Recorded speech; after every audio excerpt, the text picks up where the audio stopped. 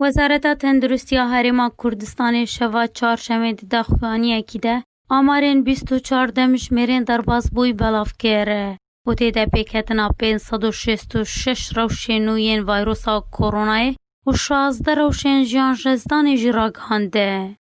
تندرستی هرم ده خوانیه خود گوت کو 21632 کس لحفت ناوندین جدا لحرمه هاتنه کرنتین کرنه.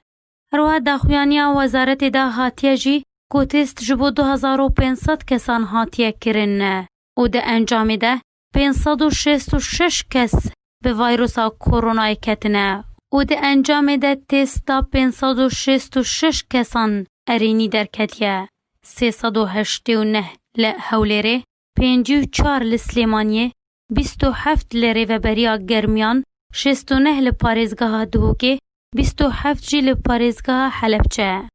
دی داخویانی تندرستی هرم آماجه بویه که جیدا که 164 کس جنخوشی کرونای باش بونه جی 93 لحولره 31 لریوبریا گرمیان 25 لپارزگاه دوکه 15 کس جی لپارزگاه حلبچه.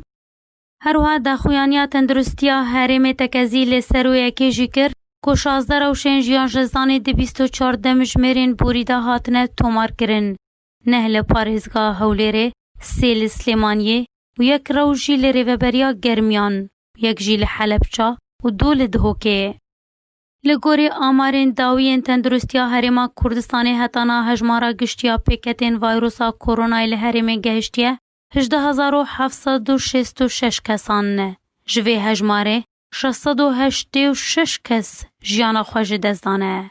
هر وا کسین که جو ویروسا کرونای باش بونه جی هجمارا و گهشتیه 10644 کسان و این مای جی 7436 کسن و دبن چاودیریا بزشکی دنه.